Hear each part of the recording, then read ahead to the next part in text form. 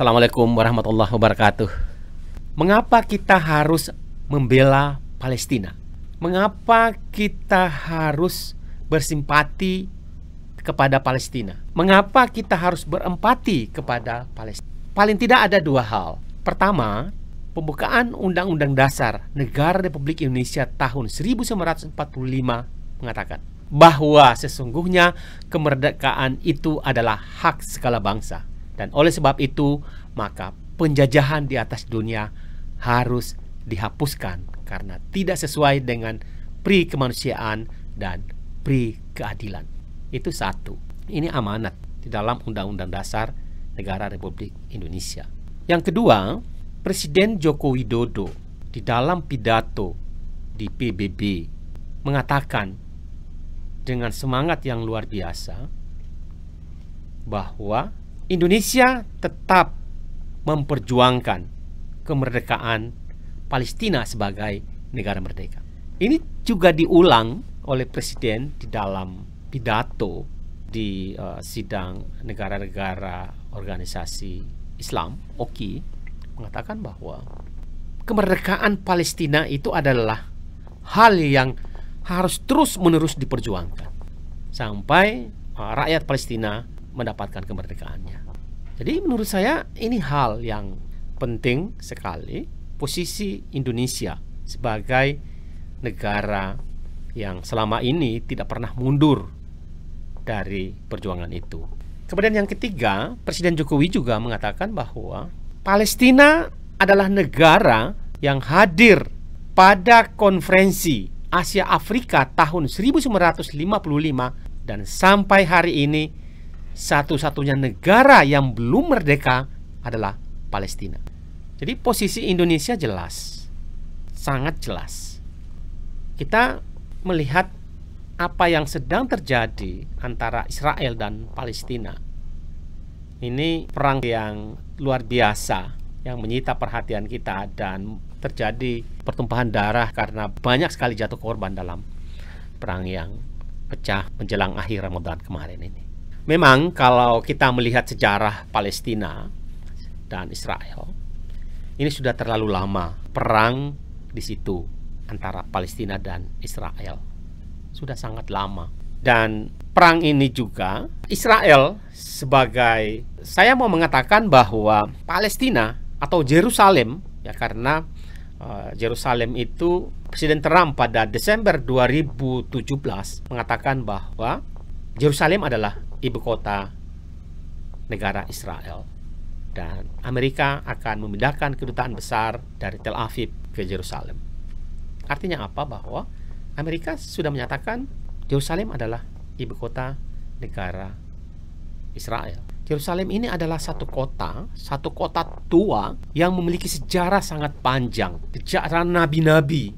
Banyak nabi yang lahir di situ. Palestina adalah kota suci orang Islam. Palestina juga adalah kota suci orang Yahudi, dan Palestina kota suci orang Kristen. Jadi ada 3 agama, kota suci bagi 3 agama. Islam dengan Masjid Al-Aqsa, dan itu tegas sekali pengakuan itu di dalam Al-Quran ketika Allah memberitahu manusia bahwa dia telah memperjalankan Nabi Muhammad dari Masjidil Haram Mekah ke Masjidil Aqsa di Palestina. Di dalam surat Al-Isra ayat 1 Allah mengatakan begini, Subhanalladzi asra bi'abdihi lailam minal masjidil haram ilal masjidil aqsa alladzi barakna haulahu linuriyahu min ayatina innahu wasami'ul basir. Jadi Allah mengatakan bahwa Nabi Muhammad SAW diperjalankan pada malam hari dari Masjidil Haram di Mekah ke Masjidil Aqsa di Palestina. Itulah penyebutan Masjidil Aqsa. Jadi maksudnya masjid terjauh di Palestina sana. Dan di masjid itu juga dalam berbagai sejarah Nabi Muhammad SAW dalam perjalanan Isra Mi'raj itu naik ke Sidratul Muntaha untuk menerima perintah sholat Nah, sebenarnya di dalam itu tidak hanya ada Masjid Al-Aqsa, tapi di situ juga ada beberapa masjid di dalam itu, di dalam komplek itu.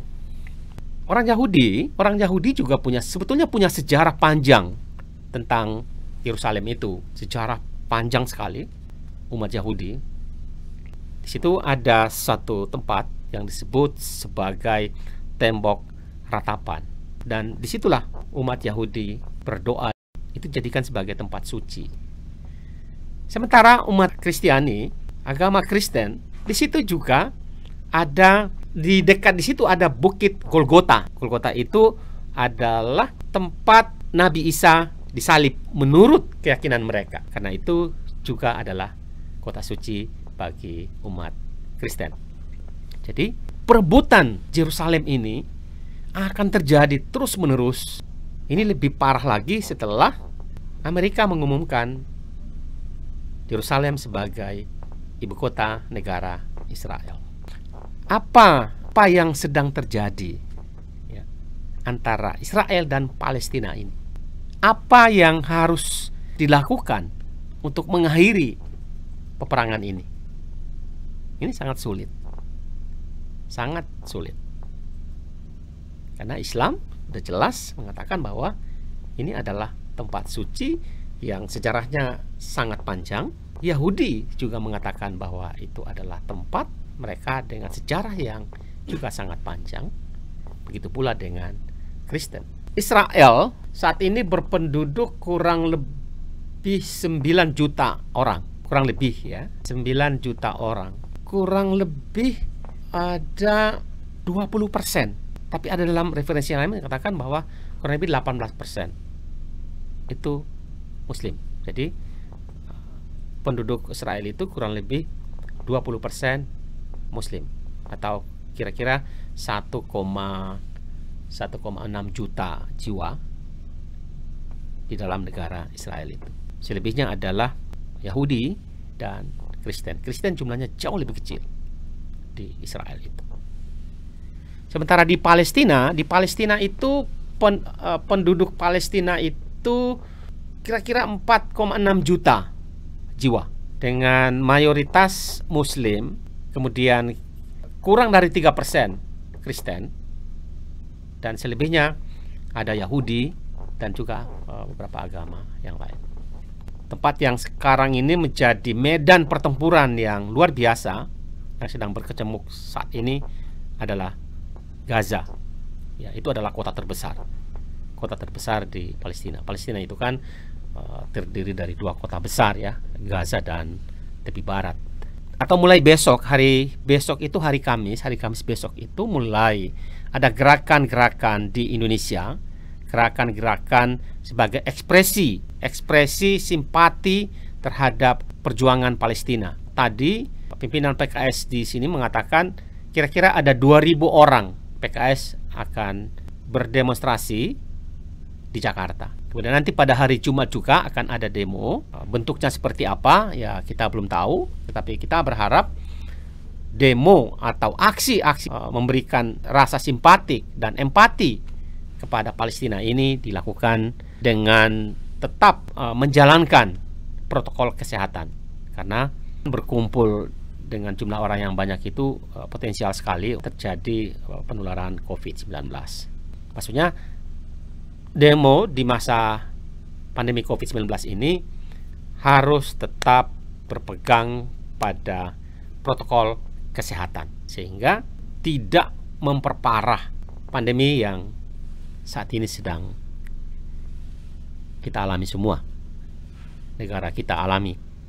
Aksi-aksi simpatik sudah mulai bermunculan di berbagai penjuru dunia. Kita lihat di Eropa, kemudian di Amerika, di Kanada, ya, aksi-aksi simpati terhadap perjuangan rakyat Palestina melawan Israel.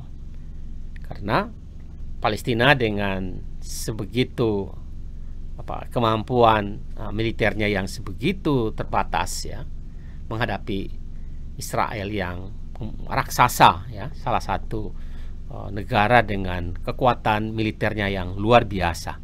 Ya, kita berharap bahwa kedamaian dapat terjadi di kawasan itu. Israel harus mengakhiri serangan-serangan yang begitu mematikan ke Palestina. Karena lebih dari 200 orang Palestina yang tewas sebagai akibat dari serangan Israel.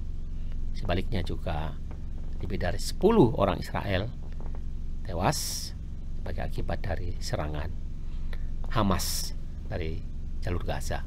Kita tidak berharap bahwa peperangan yang sedang berkecamuk antara Israel dan Palestina ini justru akan memberikan andil atau justru memperparah kesulitan, kesusahan, penderitaan yang sedang dialami oleh dunia sebagai akibat dari pandemi COVID-19.